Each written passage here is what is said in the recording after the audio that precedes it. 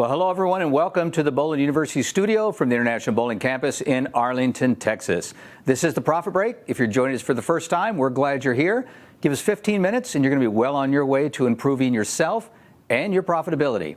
Now, is it just me, or has the entire collective population of America lost any sense of decency or civility since the pandemic? Everywhere I turn, people are on edge, mean, verbal abuse, and sometimes even physical violence seems to be the preferred method of handling any issue, no matter how minor. Now, today's guest says don't lose hope. You can stop caring before she starts.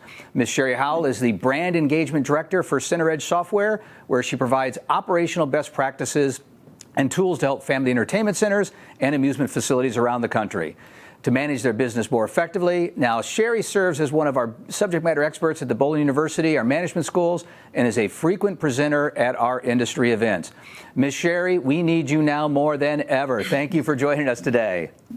Hey, thanks for having me. Really appreciate the time. Yeah, well, we're looking forward to seeing you at our Bowl Expo, but you have the distinction as the most unique topic this year, so stopping caring before she starts. What made you focus on a topic like this? Oh, gosh. Well, I probably had just seen a really negative Karen moment out in a store or something. And I thought, boy, we've got to talk about this a little bit. But really, you guys as operators, you have to deal with some really tough situations all the time, and hopefully not too frequently. But I really wanted to come at this with a little bit of levity, maybe help you recognize that you're not alone. Things are tough right now out there, but let's talk about ways to laugh about it and maybe improve upon it so it doesn't keep happening in your business. So it's real. I'm not imagining it. This is really happening. We've all, the ecosystem of life seems to be a little out of whack, but you're going to help us get that back in line. But why Karen? Well, I think the term Karen really invokes kind of a visceral response. You see that figure as in a customer service situation, really demanding, maybe belittling staff, maybe yelling, maybe trying to get a lot of things for free. And I think that, that figure is represented and representative of all the bad things that are happening. But I think it can also become easy for us to then put all guests with comments or negative comments about our business or problems. It kind of makes us start to see them as the problem rather than us being able to identify that, that we've got issues inside our facility that we need to work on. So I don't want to develop this us versus them mentality, which I think a stereotype like the term Karen can create. So we'll lighten it up a little bit, but it is a very serious topic, some of the things you're dealing with there. So in your experience, you travel around the country and visit with a lot of folks and a lot of different brands, a lot of different business models.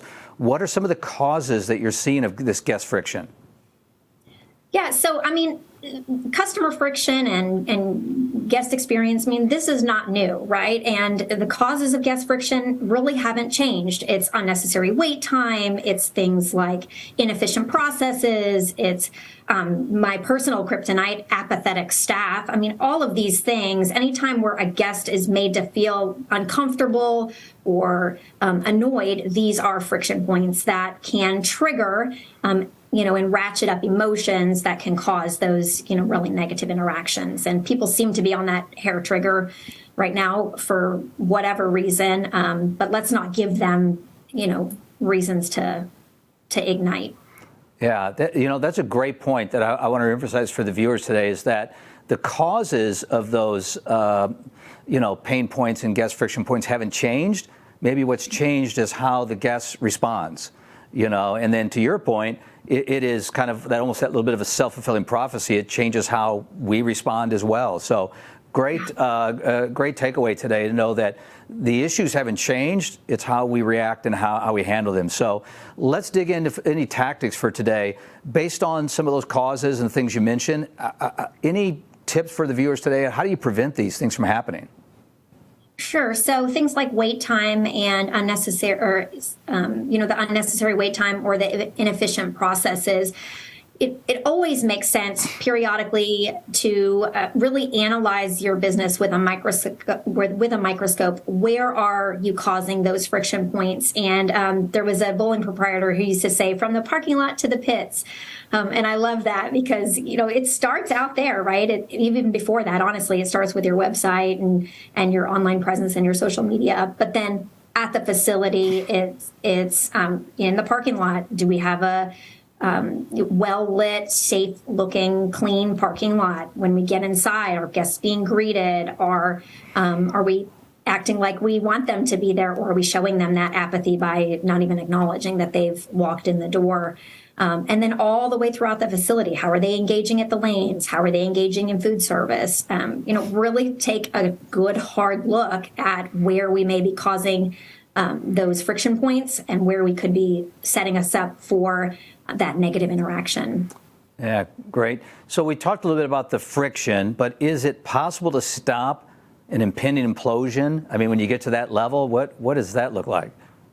Yeah, so this really, to me, is the crux of it. And, apathy in team member engagement is a real issue right now. And I think it's because, the people that work for us, a lot of times it's their first job. They don't have as much of that, in-person interaction as we did when we had our first jobs. And so I think it's really about teaching them that your face has got to tell the right story in the moment. And I think when you've got somebody who's mad and who's, wanting to, speak to the manager or wanting to discuss an issue, your face has to be saying, hey, I'm here, I can help you. So your body language, your expression, your voice has to say, hey, I can absolutely take care of that for you. Tell me more about what's going on. And I think that the quick movement and the, jumping into action can really help diffuse the situation, and then actually, fixing the situation.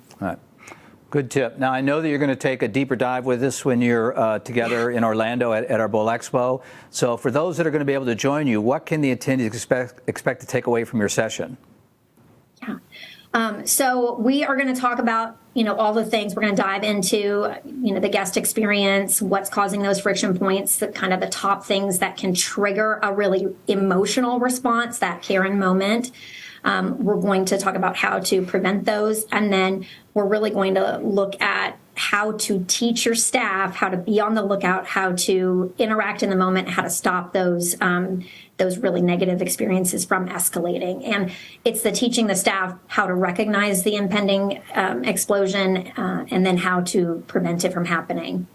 So I think it's going to be good. Good. Well, we're looking forward to it there. So for someone that can't join us, our viewers, which they should be, but in an unlikely event they can't, any quick tips or tools that you can share with us today to help us start to go down that road and navigate these friction points?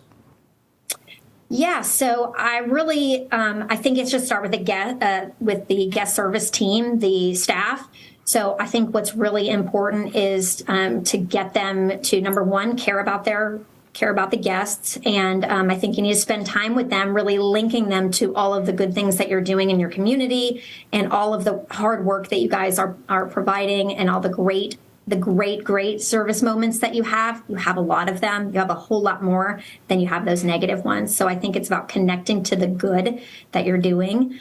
And then I think it's about teaching them what to look for. And I have a training background. I taught English all over the world. And so I like to do this in a very fun, kind of game-oriented way. So I like to play charades and, have or Pictionary or any kind of, fun stand-up game with teams to have them, recognize what does apathy look like? What does impatience look like? What does confusion look like? So that they can really be on the lookout for these behaviors. And so I think connecting your team to the work that they're doing, what to be on the lookout for, and then loading their lips with what they need to say and how they need to react when a situation is escalating is the key there.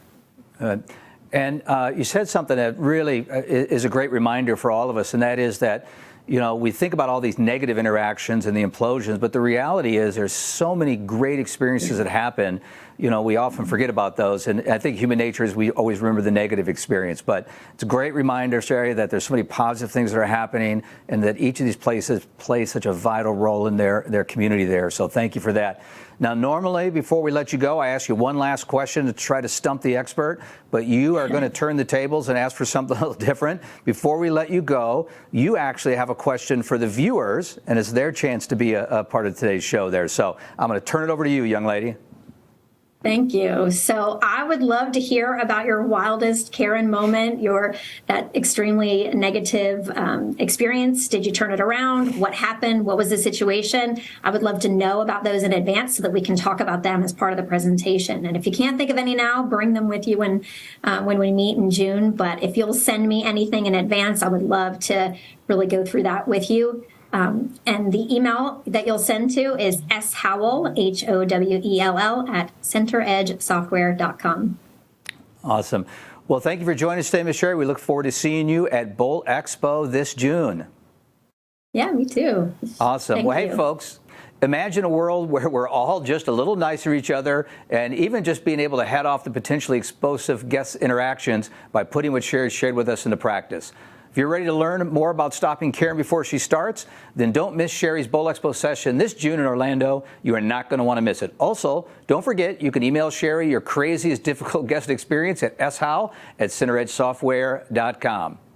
Now, if you're ready to start improving your profitability, you can reach us anytime at education@bpa.com. As we wrap up another edition of the Profit Break, remember, when your focus is on growing people, people will grow your business.